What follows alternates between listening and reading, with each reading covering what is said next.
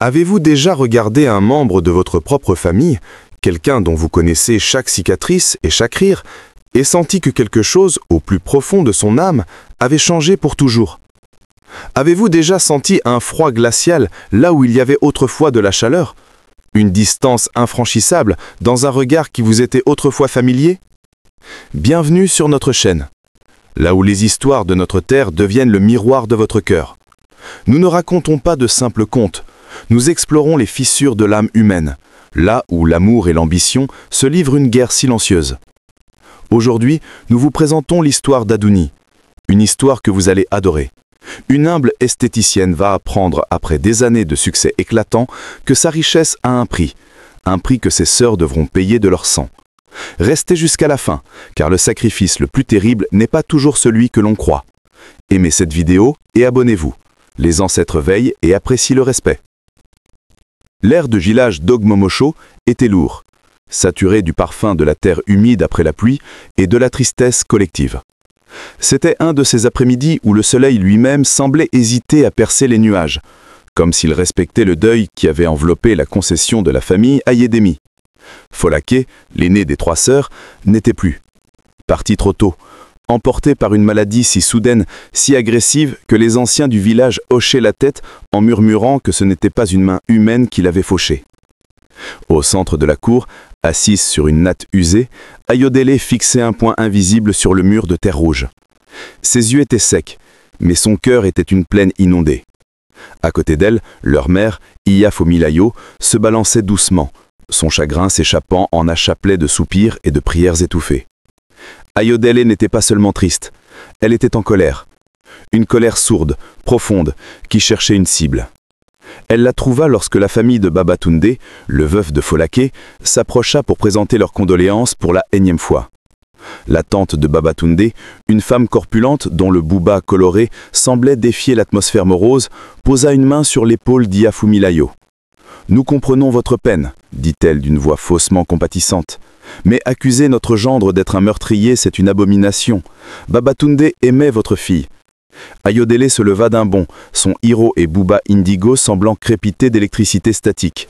Aimait, sa voix était un sifflement bas et dangereux. Il l'aimait tellement qu'il l'a laissé dépérir sous son propre toit, sans chercher l'aide d'un vrai babalao. Il l'aimait tellement qu'il a préféré écouter les médecins de la ville qui parlaient de fièvre typhoïde, alors que nous savions tous que quelque chose de plus sombre la rongeait.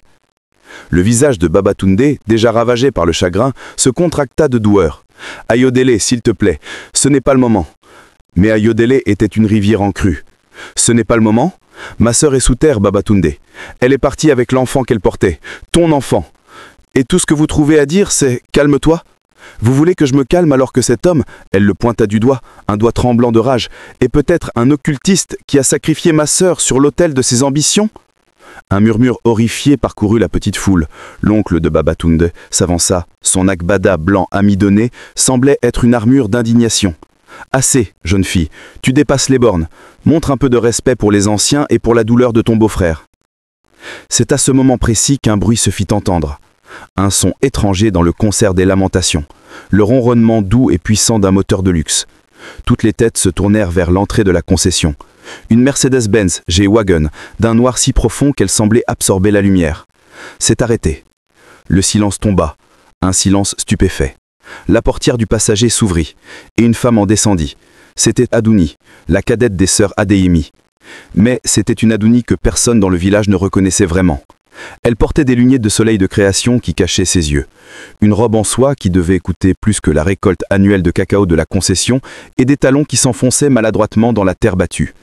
Elle n'avait pas l'air d'une femme endeuillée, elle avait l'air d'une reine visitant une province lointaine et pauvre. Elle s'avança, sa démarche mesurée contrastait avec l'urgence du moment. Elle enleva ses lunettes de soleil, révélant des yeux qui semblaient étrangement calmes, presque vides. Elle ignora les regards, les murmures, et se dirigea directement vers sa mère. Elle s'agenouilla, posa sa tête sur les genoux de Iyafumilayo, mais son geste pas manqué de chaleur, de spontanéité. C'était une performance. Ayodele la regarda, le cœur battant à tout rompre. C'était donc ça. La source de sa colère avait maintenant un second visage. Le visage de sa propre sœur. Adouni, qui avait quitté le village 2 ans plus tôt.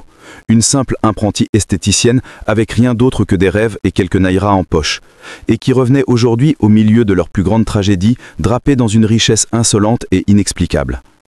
Adouni se leva et fit face à la famille de Babatunde. Sa voix, quand elle parla, était douce mais portait une autorité glaciale.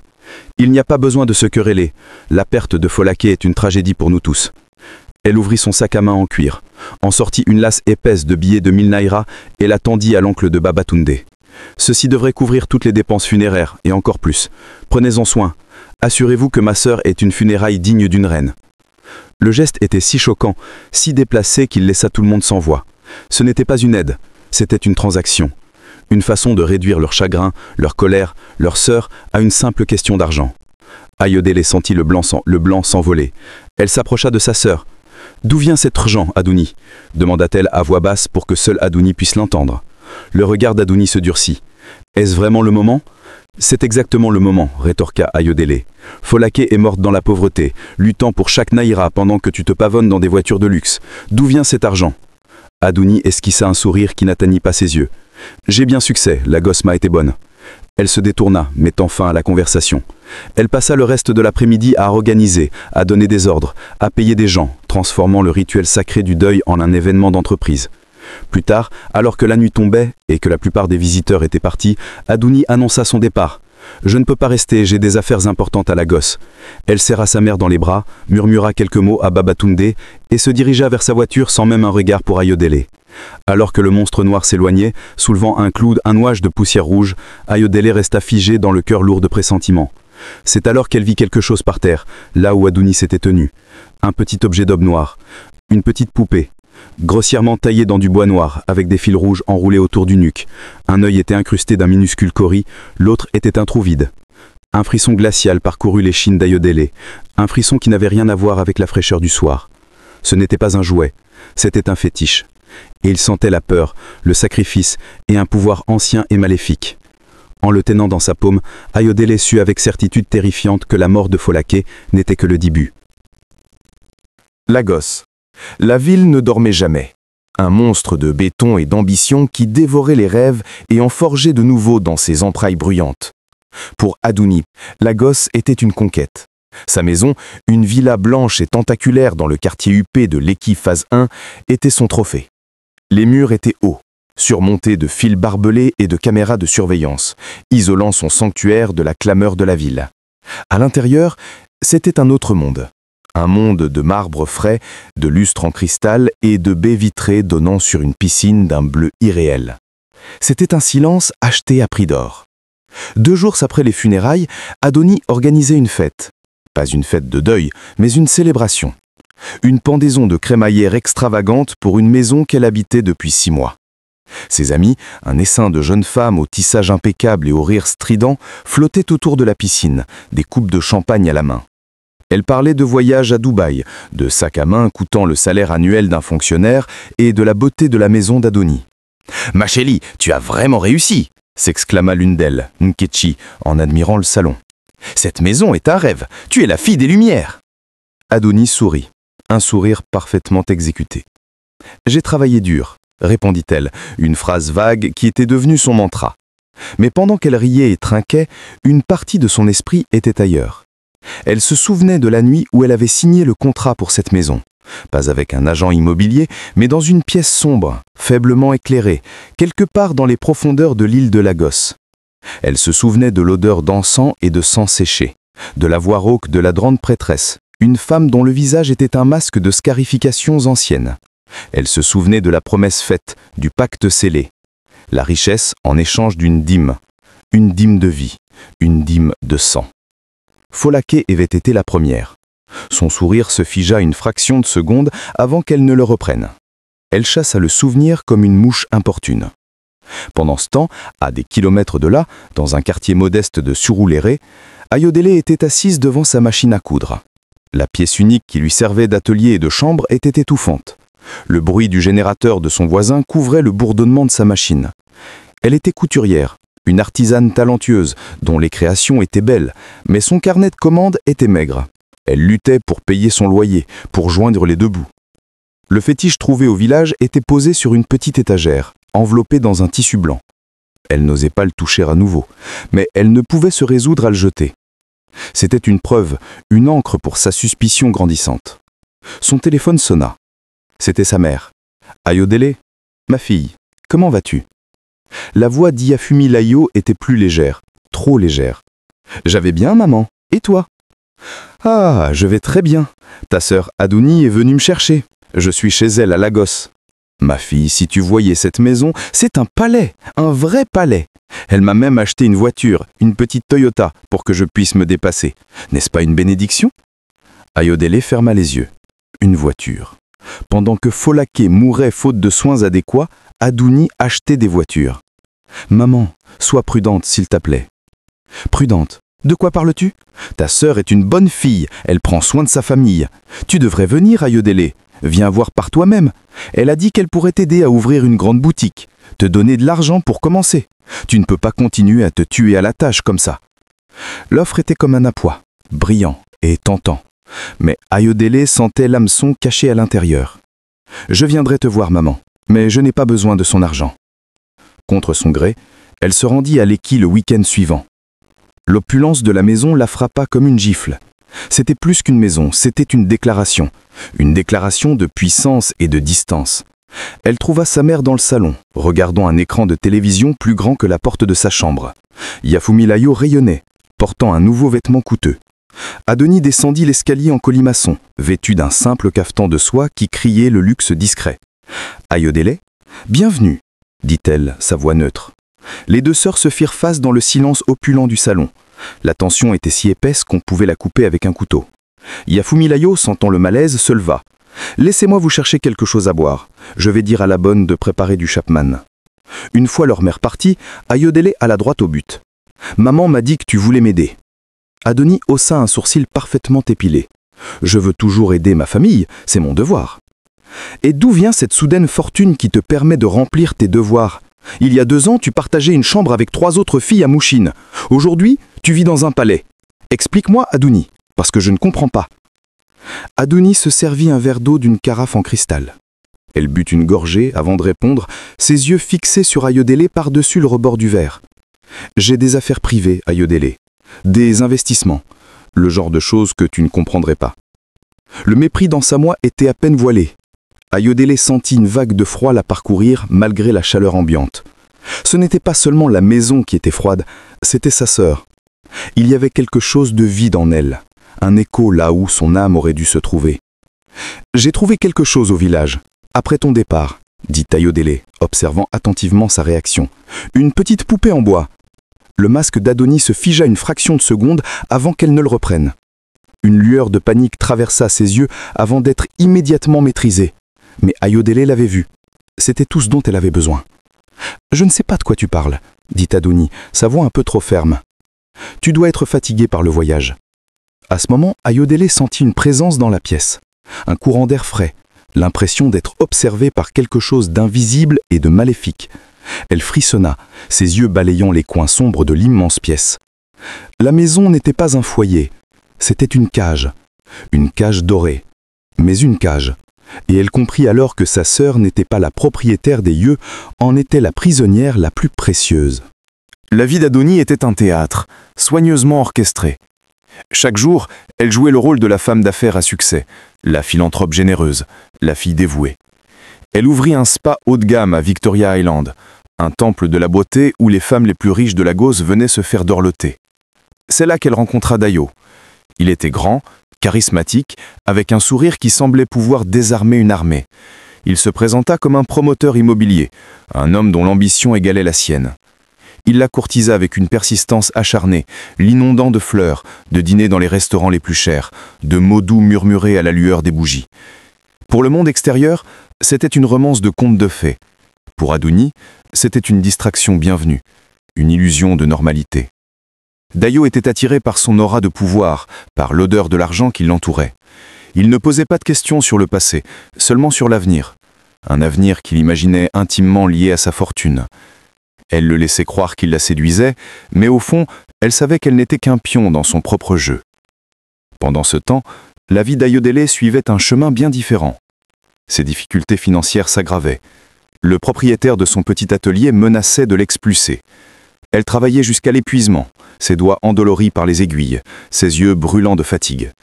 Son seul réconfort était Adewale. Adewale était un homme simple et bon, un mécanicien qui possédait son propre petit garage. Il n'était pas riche, mais son cœur était en or et son amour pour Ayodele était inébranlable. Il la regardait se consumer de travail et d'inquiétude, et cela lui brisait le cœur. « Mon amour, lui dit-il un soir en massant ses épaules tendues, « laisse ton orgueil de côté, ta sœur a de l'argent, elle t'a proposé son aide, accepte-la, juste assez pour te sortir de cette situation. Ce n'est pas un signe de faiblesse. » Ayodele se raidit. « Je ne veux pas de son argent, Adewale. Tu ne comprends pas, cet argent n'est pas propre. Il est souillé. »« Souillé comment? Ce sont de graves accusations, Ayo. As-tu des preuves ?»« J'ai un sentiment, dit-elle, la voix tremblante. Une certitude au fond de mes entrailles. Et puis, il y a Folake. Je n'arrive pas à me défaire de l'idée que sa mort et la richesse d'Adouni sont liées. » Adewale soupira. Il était un homme pragmatique, mais il aimait assez Ayodele pour prendre ses craintes au sérieux. « Alors que veux-tu faire? Tu ne peux pas continuer comme ça. » Leur relation était mise à rude épreuve, tendue entre le besoin désespéré d'Ayodele et son refus obstiné de choisir la solution la plus simple. Une nuit, l'épuisement et le stress eurent raison d'elle. Ayodele s'endormit sur sa natte, la tête pleine de chiffres et de soucis, et elle rêva. Ce n'était pas un rêve ordinaire, c'était une visite. Elle se trouvait dans un paysage brumeux et gris, une sorte de no man's land entre la vie et la mort. Devant elle se tenait Folake. Sa sœur aînée était belle, plus sereine qu'elle ne l'avait jamais été de son vivant, mais une profonde tristesse assombrissait ses traits. « Folake !» cria Ayodele en courant vers elle. Mais une barrière invisible les séparait. Elle ne pouvait pas la toucher. « Tu es venue. Je savais que tu viendrais. »« Je suis toujours avec toi, ma petite sœur, mais je ne peux pas rester longtemps. Je suis venue t'avertir. »« T'avertir de quoi? Dis-moi ce qui t'est arrivé. » Les larmes coulaient maintenant sur les joues d'Ayodele, des larmes chaudes et réelles. « Une dette a été contractée, » dit Folake, son regard se faisant intense. « Une dette de richesse, et elle doit être payée. En sang. J'ai été le premier paiement, mais la dette n'est pas soldée. Elle a faim. Elle te réclame. »« Qui? De qui parles-tu? Est-ce Adouni ?»« Notre sœur est perdue, Ayodele. Elle a ouvert une porte qu'elle ne peut plus refermer. L'ombre qui la suit veut tout prendre. Fais attention au cadeau. N'accepte pas le cadeau de Sith. Il est tissé avec des fils de mort. » La brume commençait à épaissir, engloutissant la silhouette de Folake. « Non! Ne pars pas !»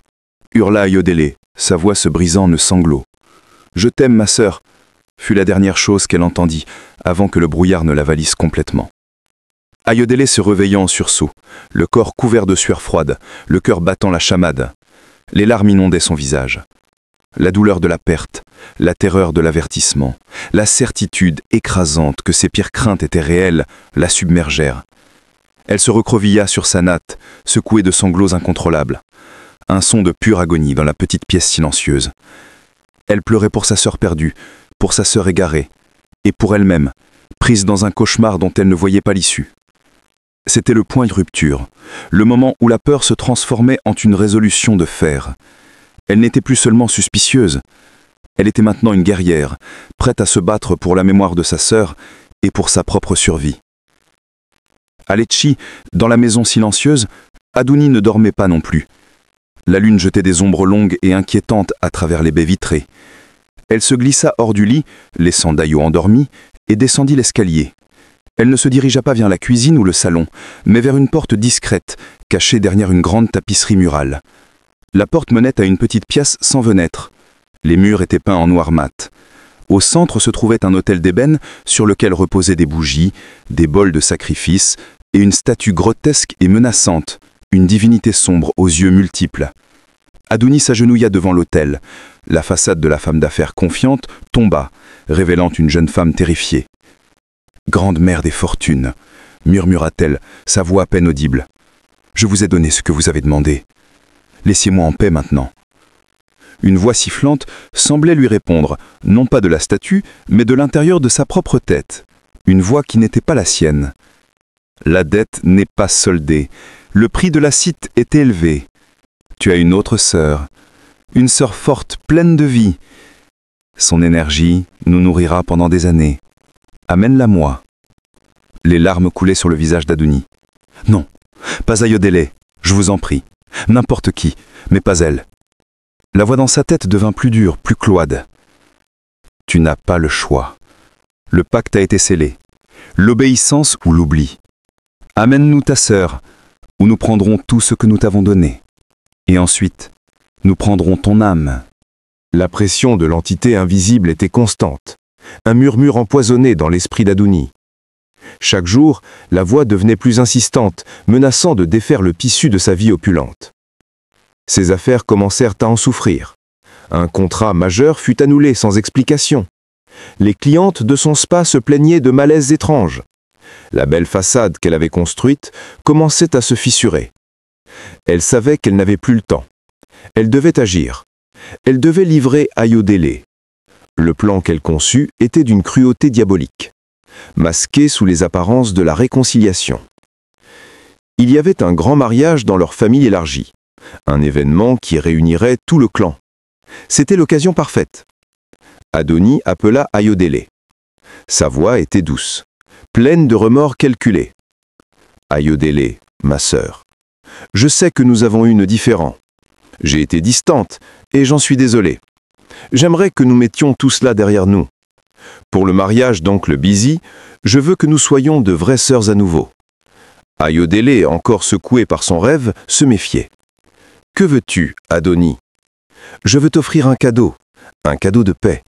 Je t'ai fait faire la plus belle tenue en azo-hockey que tu aies jamais vue. Des couleurs magnifiques, tissées à la main. C'est un symbole. Je veux que tu la portes au mariage, pour que tout le monde voie que les filles Adeyemi sont à nouveau unies. Malgré elle, Ayodhélé fut touchée. Une partie d'elle, la petite sœur qui avait toujours admiré son aîné, voulait y croire. Elle voulait croire qu'Adouni essayait de se racheter. L'avertissement de Folake résonna dans son esprit. Fais attention aux cadeaux de soie. Mais Azo-hockey n'était pas de la soie. Peut-être que le rêve n'était qu'un rêve, le produit de son anxiété. Adewale, en entendant la nouvelle, était ravi. « Tu vois, je te l'avais dit, elle t'aime, elle essaie juste de se faire pardonner. C'est une merveilleuse nouvelle, mon amour. » Son optimisme était contagieux. Ayodhélé accepta. Le colis arriva le lendemain par un coursier. C'était une grande boîte luxueuse. À l'intérieur, la tenue était à couper le souffle. Un hiro et buba d'un bleu profond, entrelacé de fils d'or qui scintillaient à la lumière. Le guélé assorti était une œuvre d'art. C'était le plus beau vêtement qu'Ayodhélé ait jamais possédé. Le jour du mariage arriva, Ayodhélé enfila la tenue. Le tissu était lourd, somptueux contre sa peau. En se regardant dans le petit miroir brisé de sa chambre, elle se sentit presque comme une reine. Adewale, venu la chercher, resta bouche bée. « Tu es la plus belle femme de Toulabous », dit-il, les yeux brillants d'amour. La cérémonie se déroulait en plein air, dans un grand parc loué pour l'occasion. La musique était assourdissante, les couleurs vives, l'ambiance festive. Adouni vint les saluer, un sourire triomphant sur les lèvres. « Ma sœur, tu es resplendissante, je savais que cette couleur t'irait à merveille. » Elles se prirent dans les abras, une entrainte qui, pour Ayodhélé, semblait glaciale. Puis cela commença. Une légère démangeaison sur son bras. Ayodhélé la gratta distraitement. Puis une autre sur son dos. Bientôt la démangeaison devint une brûlure, une infestation de piqûres de feu sous la peau. C'était insupportable. Elle commença à se gratter frénétiquement, essayant de rester digne, mais la sensation était en train de la rendre folle. « Ça va, mon amour ?» demanda Adewale, notant son agitation. Je ne sais pas. Cet habit, il me gratte terriblement. » La démangeaison s'intensifia, se transformant en une douleur ardente. Des plaques rouges apparurent sur sa peau. C'était comme si des milliers de fourmis de feu crampaient sous le tissu magnifique. La panique la saisit. L'air lui manquait. Les visages autour d'elle se déformaient. Elle devait enlever cette tenue. Elle devait s'enfuir. « J'ai besoin d'air », alla-t-elle, se levant brusquement. Elle mit à courir, sans direction, se griffant le corps à travers le tissu coûteux. Elle quitta l'enceinte de la fête. Sa seule pensée était d'arracher cette seconde peau empoisonnée. Elle courut vers la route principale, une artère bruyante de Lagos, sans regarder. Adewale, terrorisé, la suivit en criant son nom. Au même moment, une voiture approchait, une vieille Peugeot 504. L'homme au volant était Adewale. Il avait quitté la fête quelques minutes avant pour aller chercher une pièce de rechange dans son garage non loin de là pour un ami dont la voiture était tombée en panne. En voyant la silhouette familière d'Ayodele surgir sur la route, agissant comme une folle, son sang se glaça. Il n'eut qu'une seconde pour réagir. Il donna un violent coup de volant. La voiture quitta la route, percuta un poteau en béton dans un fracas métallique assourdissant. Le monde d'Ayodele explosa dans une douleur fulgurante avant de sombrer dans le noir. Elle se réveilla dans une chambre d'hôpital blanche et stérile. La première chose qu'elle vit fut le visage anxieux d'Adewale, un bandage ensanglanté autour de sa tête. Son corps était douloureux, mais elle était vivante. « Que s'est-il passé ?» murmura-t-elle. « Tu as couru sur la route. J'ai dû dévier. » Sa voix se brisa. « Tu es vivante, Ayo. C'est tout ce qui compte. » Les médecins étaient perplexes. Ils avaient traité ces contusions dues à la faute, mais ils ne pouvaient expliquer la réaction cutanée violente qui avait presque disparu, ne laissant que quelques rougeurs. Ils parlaient d'une allergie sévère et inhabituelle, mais Adewale savait que ce n'était pas une allergie. Quand il eut assez de force, il retourna sur les lieux de l'accident et récupéra le hasso-hockey déchiré et souillé qui avait été coupé du corps d'Ayodele par les secouristes. Il l'emmena non pas chez un médecin, mais chez le babalao de sa famille, un vieil homme sage, dont les yeux semblaient avoir vu les secrets du monde. Le babalao, Baba Femi, prit le tissu avec précaution. Utilisant des pinces en bois, il ne le toucha pas. Il ferma les yeux, psalmodant des incantations à voix basse. Après un long moment, il ouvrit les yeux, et son regard était grave. « Cet habit n'est pas un vêtement, » dit-il d'une voix qui semblait venir des profondeurs de la terre. « C'est un linceul. Il a été imprégné d'un assez maléfique, une énergie conçue pour attirer la mort. La démangeaison n'était que le commencement. Elle était censée vous rendre folle, vous pousser vers un accident fatal. Votre fiancé était marqué pour le sacrifice. » Adewale sentit un froid mortel l'envahir. La vérité, bien plus sombre et terrifiante que tout ce qu'il aurait pu imaginer, était là, étalée dans les plis d'un vêtement magnifique. Ce n'était pas de la jalousie ou un différend familial. C'était une tentative de meurtre orchestrée par la propre sœur d'Ayodele, utilisant des forces que le monde moderne avait oubliées, mais qui étaient toujours bien réelles et mortelles. La nouvelle de l'échec parvint à Aduni, non pas par un appel téléphonique, mais par une vague de froid qui s'empara de sa maison de Lekki. Les lumières vacillèrent. Un verre sur la table de la cuisine explosa sans raison. La voix dans sa tête n'était plus un murmure. C'était un cri de rage. « Tu as échoué. La vie qui nous était due nous a échappé. » La panique, une bête froide et griffue, s'installa dans la poitrine d'Aduni. Les conséquences furent immédiates et brutales. Le lendemain, elle apprit que son spa avait été fermé par les autorités sanitaires suite à une inspection surprise. Ses comptes en banque furent gelés en raison d'une enquête pour activité suspecte. L'empire qu'elle avait bâti sur un pacte de sang commençait à s'effondrer comme un château de sable sous la marée. Dayo, l'homme qui lui avait juré un amour éternel, sentit le changement. L'odeur du pouvoir et de l'argent qui émanait d'Aduni se dissipait, remplacée par celle du désastre. Il devint distant. Ses appels se firent rares. Un soir, elle le confronta. « Tu m'évites, Dayo. » Il la regarda, son charme habituel remplacé par une froide évaluation. « Aduni, soyons honnêtes. J'ai été attiré par la femme forte, la gagnante. En ce moment, tu as l'air fragile. Tes problèmes, quels qu'ils soient, sont trop lourds pour moi. » Il partit ce soir-là, emportant avec lui la dernière illusion de normalité qui lui restait. Aduni était seul. Vraiment seul. En parallèle de sa chute, une autre histoire se jouait. L'histoire de Kayode, un jeune architecte brillant. Et d'Iyaladje, une femme d'affaires puissante et impitoyable qui régnait sur le marché de Balogun. Kayode avait disparu des mois plus tôt, après avoir été vu pour la dernière fois avec Iyaladje. Sa famille le cherchait désespérément. Ce qu'il ne savait pas, c'est que Kayode n'était pas loin. Il était le domestique silencieux et aux yeux vides qui servait Iyaladje dans son manoir d'Ikoyi. Iyaladje faisait partie de la même société secrète qu'Aduni, mais elle était plus ancienne, plus puissante, plus cruelle. Elle avait vu le potentiel de Kayode, mais au lieu de le laisser prospérer, elle l'avait brisé et asservi. le transformant en une marionnette, un trophée de son pouvoir. Un soir, Iyalajeh convoqua Aduni. « J'ai entendu parler de tes difficultés, dit-elle, un sourire carnassier sur ses lèvres peintes en rouge. Tu as échoué à payer ta dîme. La grande-mère n'aime pas être déçue. Tu es faible, Aduni. Tu as laissé tes sentiments familiaux interférer. C'est une erreur que je n'ai jamais commise. » Pendant qu'elle parlait, Kayode entra pour servir des boissons, ses mouvements raides et automates.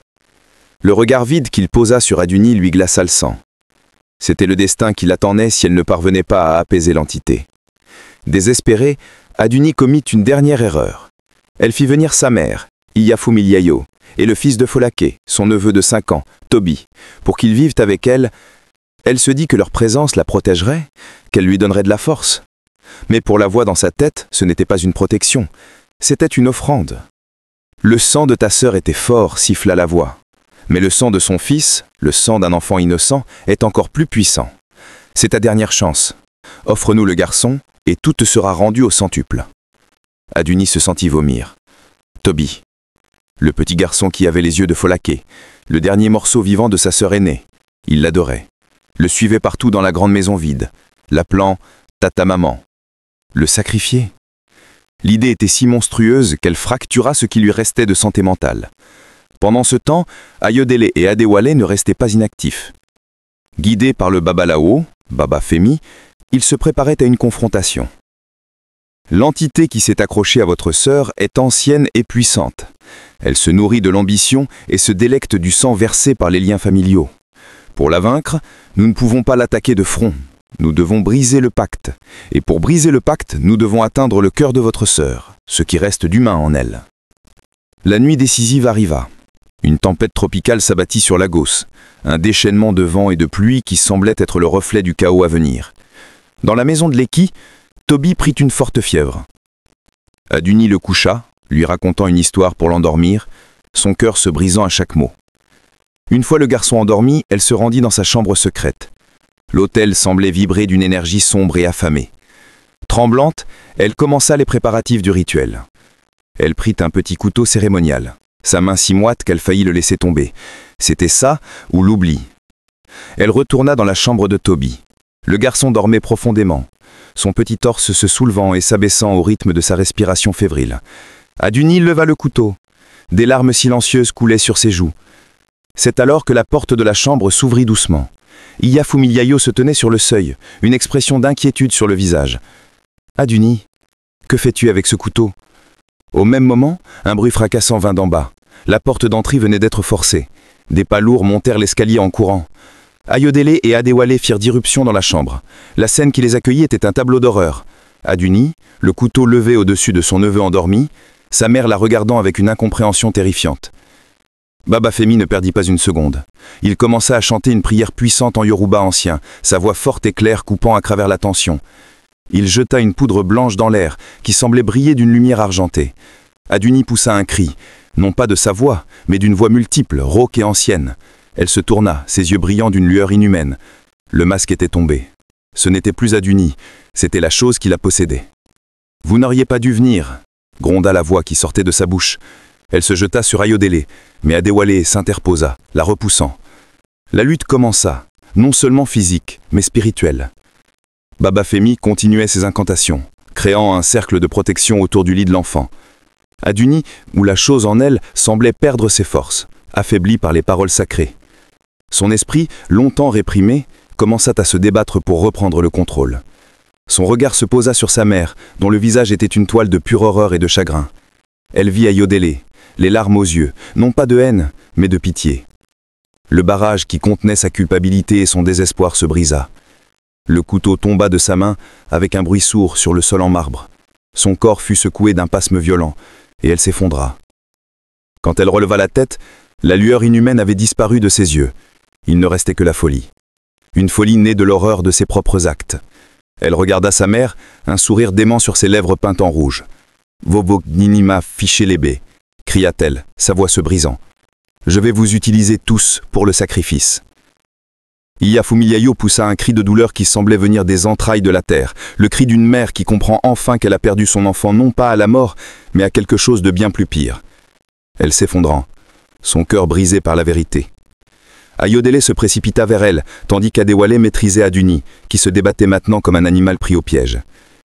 Aduni commença à rire, un rire perçant, hystérique, qui se mêlait au bruit de la tempête. Puis le rire se transforma en sanglots, et les sanglots en paroles. Elle confessa tout. La jalousie envers Folake, le pacte, le sacrifice de sa sœur aînée, la tentative sur Ayodele. Elle parlait à toute vitesse, les mots se bousculant, son esprit se désintégrant à leurs yeux. La scène se figea ainsi. Une mère effondrée, une sœur en larmes, un fiancé choqué, un prêtre priant, et Aduni, perdu dans les ruines de son propre ambition, riant et pleurant, la reine déchue de son royaume de ténèbres. La tempête à l'extérieur s'apaisa, laissant place à un silence lourd et pesant, seulement troublé par les sanglots brisés d'Aduni. Les lumières de la maison, qui avaient vacillé durant la confrontation, s'éteignirent complètement, plongeant la scène dans une obscurité quasi totale, n'éclairant que les visages par les éclairs sporadiques et les faibles lueurs des téléphones. La police n'a jamais été appelée. Comment expliquer une telle histoire? Comment traduire en termes de loi et d'ordre la guerre spirituelle qui venait de se dérouiller? Aduni n'a pas été envoyé en prison, mais dans un autre type d'enceinte. Un sanatorium privé, niché dans la campagne près d'Épée, un endroit où les riches envoyaient leurs parents difficiles. Ayodele et Adewale utilisèrent le peu d'argent qu'il restait de la fortune liquidée d'Aduni pour payer les soins, un acte de miséricorde qui semblait presque absurde après tout ce qui s'était passé. La grande maison de Lekki fut vendue. Les voitures, les bijoux, les vêtements de créateurs, tout fut dispersé. La soie fut remplacée par le coton simple. L'opulence retourna à la poussière. Ayodele rendit visite à Aduni une fois. Elle la trouva assise dans un jardin parfaitement entretenu, fixant un mur blanc. Ses yeux, autrefois si vifs et ambitieux, étaient ternes et vides. Elle parlait, mais ses mots étaient décousus. Un mélange de souvenirs d'enfance, de fragments du pacte et de lamentations pour sa grande-mère. Elle ne reconnut pas Ayodele. Ou, si elle le fit, elle ne le montra pas. Ayodele quitta le sanatorium le cœur plus lourd qu'à son arrivée. Sa sœur était partie, son corps était là, mais son esprit était prisonnier d'un labyrinthe de folie et de regrets. Iya Fumilayan ne retourna jamais au village. Le chagrin et le choc l'avaient vieilli de 20 ans. Elle emménagea avec Ayodele et Adewale, qui s'étaient mariés lors d'une cérémonie simple et discrète. Elle passait ses journées à s'occuper de Toby, son petit-fils, le couvrant d'un amour féroce et protecteur, comme pour le protéger des ombres qu'elle savait maintenant exister. La vie reprit son cours, mais elle n'était plus la même. La joie était désormais teintée de mélancolie. La paix était une chose fragile à chérir. L'atelier de couture d'Ayodele prospéra, lentement mais sûrement, grâce à son talent et au travail acharné d'Adewale qui l'aidait à gérer les aspects pratiques. Ils n'étaient pas riches, mais ils étaient ensemble. Ils avaient la paix, et ils avaient appris que c'était la seule richesse qui comptait.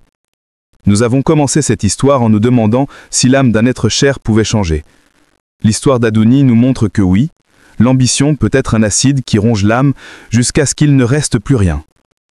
Mais elle nous rappelle aussi, à travers le courage d'Ayodele et l'amour d'Adewale, que la richesse qui coûte la paix de l'esprit est la plus grande des pauvretés. Un proverbe yoruba dit « L'œil qui convoite tout finit par devenir aveugle ». Dans votre vie, lorsque vous êtes confronté à la tentation d'un raccourci, d'un succès trop rapide, trop éclatant pour être vrai, souvenez-vous d'Aduni. Ne l'enviez pas. Priez plutôt pour la paix, pour la clarté d'esprit et pour la force de construire votre vie sur des fondations solides, car c'est la seule richesse que les ténèbres ne peuvent vous voler. Dites-moi dans les commentaires, quelle est la seule chose que vous ne sacrifieriez jamais, même pour tout l'or du monde? Votre famille? Votre intégrité? Votre paix? Partagez vos pensées, car c'est en partageant nos valeurs que nous nous renforçons mutuellement. Merci de nous avoir accompagnés jusqu'au bout. La semaine prochaine, nous explorerons une autre histoire, une autre facette de notre monde complexe. Mais avant de partir, écoutez bien. Le mal qu'Aduni a invité dans sa maison, l'entité qu'elle a servie, il ne disparaît pas si facilement. Quand un pacte t'est brisé, l'ombre ne meurt pas. Elle cherche simplement un nouvel hôte, une autre ambition à corrompre, et elle connaît maintenant votre nom.